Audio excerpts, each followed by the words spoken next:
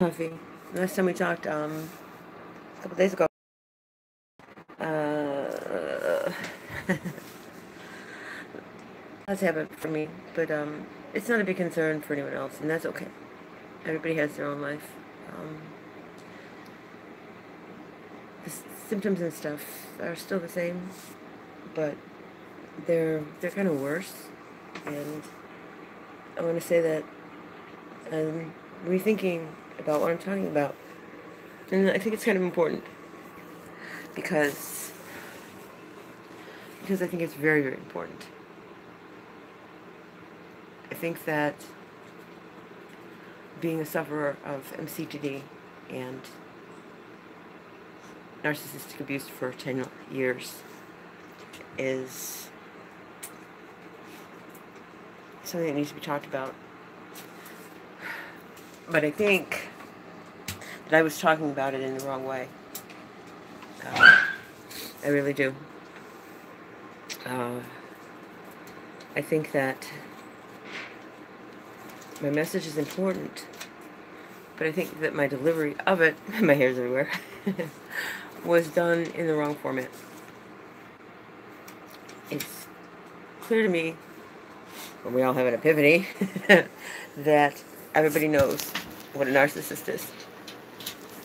Everybody does, to some extent. I don't think that people that have power and the ability to change situations understand what that means in the context of vulnerable person. I think that the message I'm supposed to give isn't about the narcissist, although that's where I focused on, and that was wrong. It was very wrong. Yes, I smoke. Get with it. I smoke. Yeah, I know. Whatever.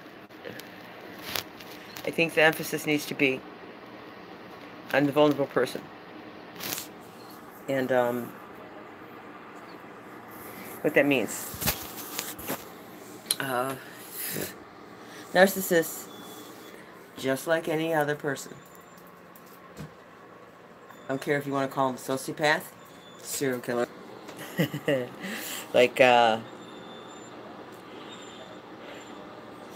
favorite show that just went off the air. Dexter. Yes, Dexter. The show, and I'm using the name, and I don't know the creators of that show, and I don't know anything about the production of that show, but I dedicate everything in context to Dexter, and the creators, and everything, so that there's no plagiarism going on.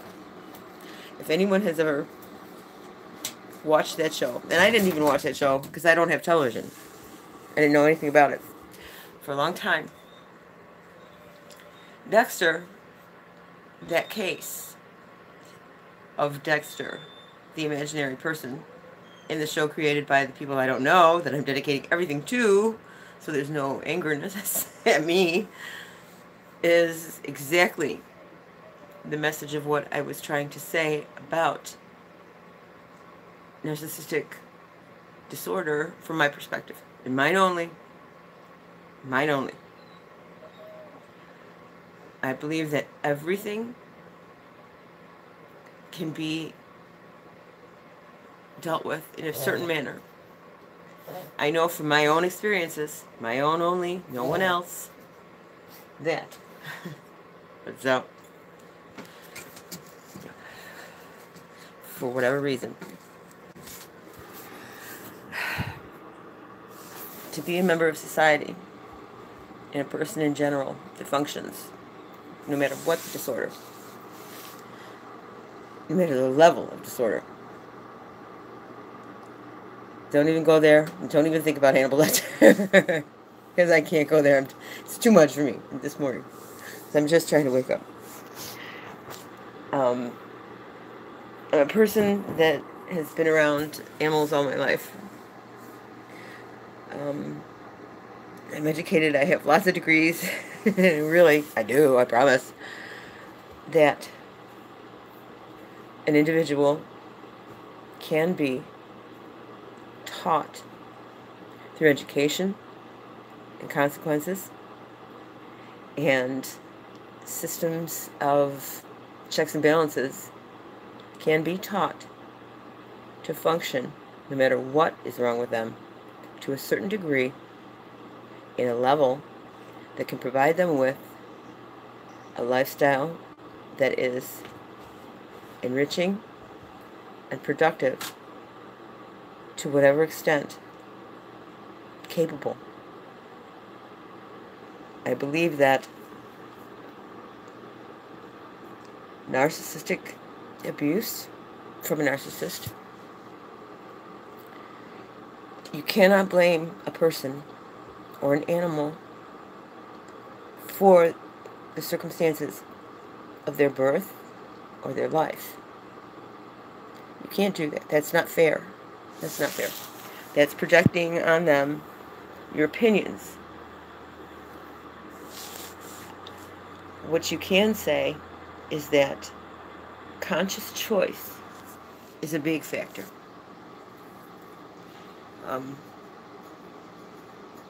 I know I'm just waking up, but I wanted to film this because that, and there's a degree of ability. What does that mean? It means that, for example, in my experience, my experience alone, my husband is not responsible for his life. He is not responsible for the things that happen to him. He is not responsible for the way that it came out in expression with his abuse. I know, tired face, really tired face. What I can say is that what he is responsible for, and not him alone, by no means. Oh, by no means does this fall upon his head.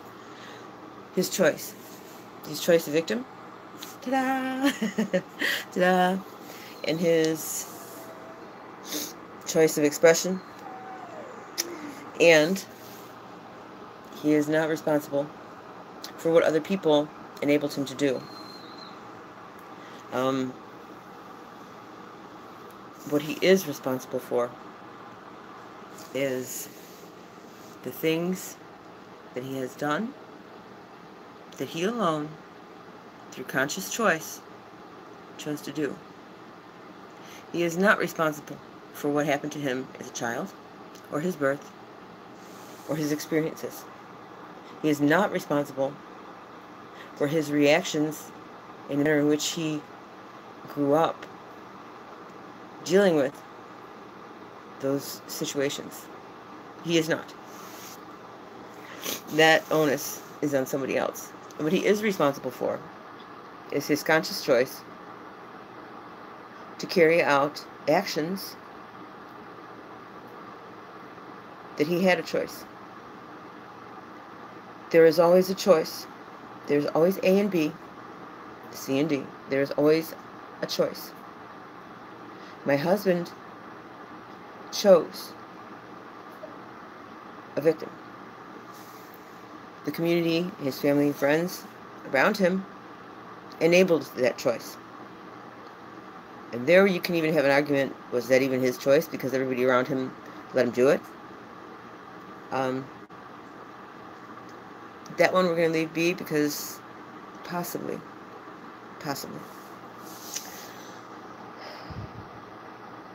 My husband had another life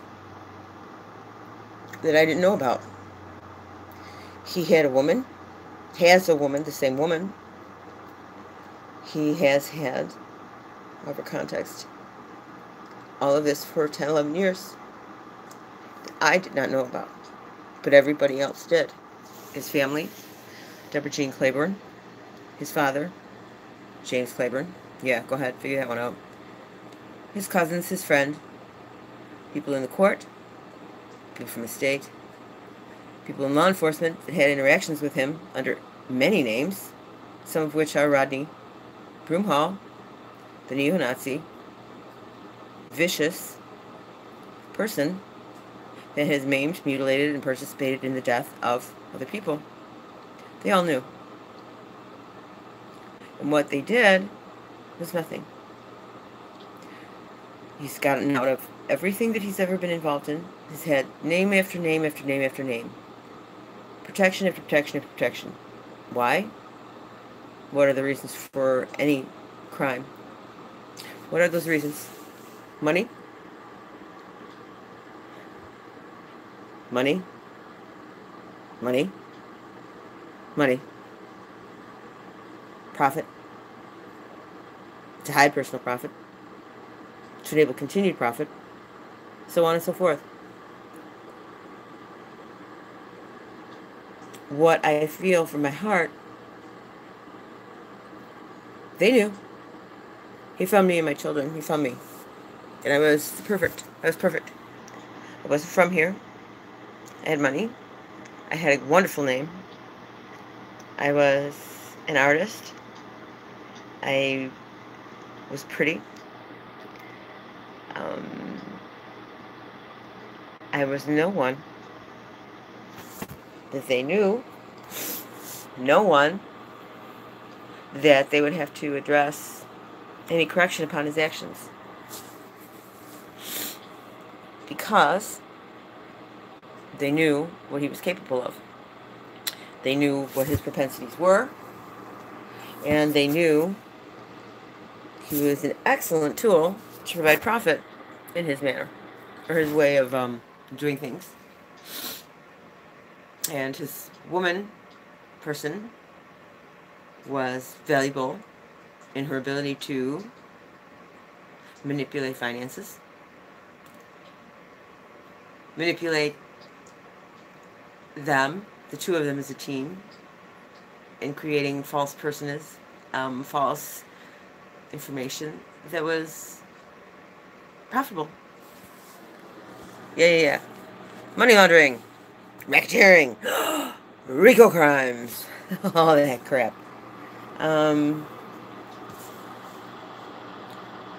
So, then you have a person who was vulnerable.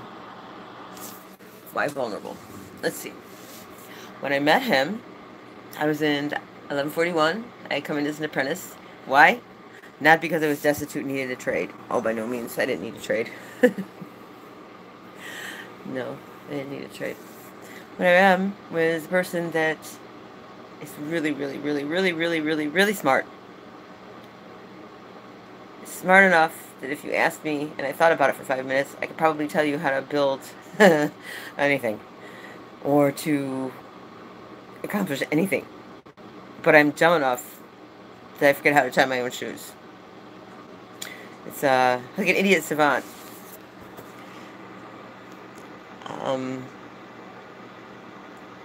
I had a springboard of what would enable him and her to leap off the ghetto scratching point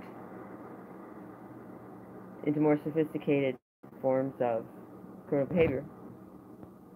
And I had the advantages of, number one, nobody here, nobody in Oklahoma that knew me, no one to stand for me, no one that would apparently give a crap.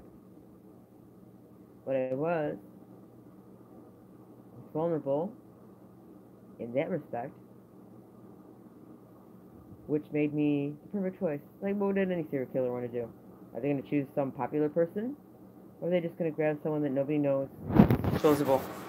So, number one reason, I had income, I had land, I was good looking, I had the appearance of your average middle class, upper middle class person, and I was disposable.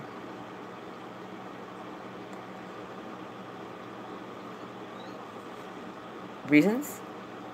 Think about this. This man, for 11 years, has hidden from me the entire aspect of everything other than the relationship with me. He was not able to do that on his own. There was no way that he could do that on his own. None whatsoever.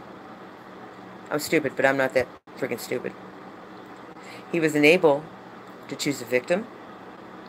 He was unable to carry out a systematic attack on the physical and emotional state of a victim. Crazy making, flying monkeys, whatever you want to call it. He was able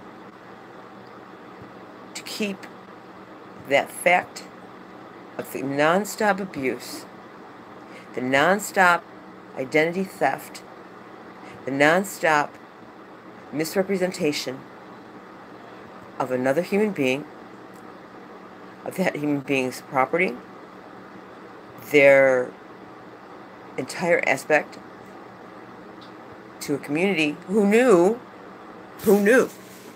that, number one, he was a psychopath.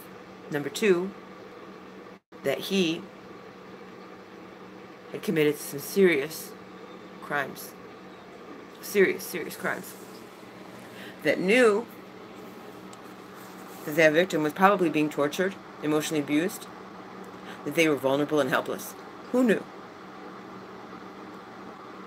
And they never said a word. They never interacted. They never said a word. They never intervened. They did nothing.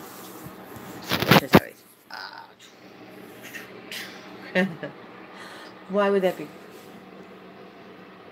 Why would that be? Why would friends, family, community, who knows that this person, because there's so many names, you won't even find them, has done this without any consequences whatsoever. No right or wrong. Why would they do that? I don't know. I don't know.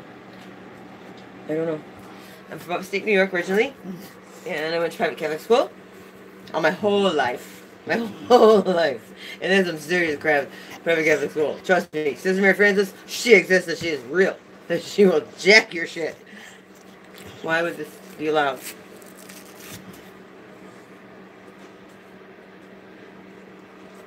And when you accidentally find out that this is going on, why would you continue to not intervene? Why would you do nothing?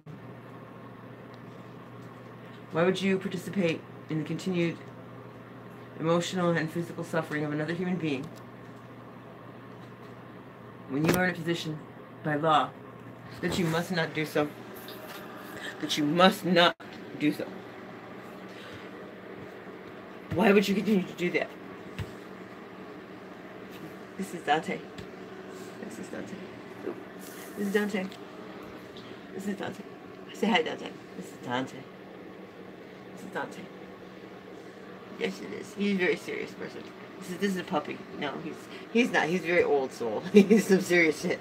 Let me get him situated and I'll come back. But maybe you have answers for me. I will come back. Okay.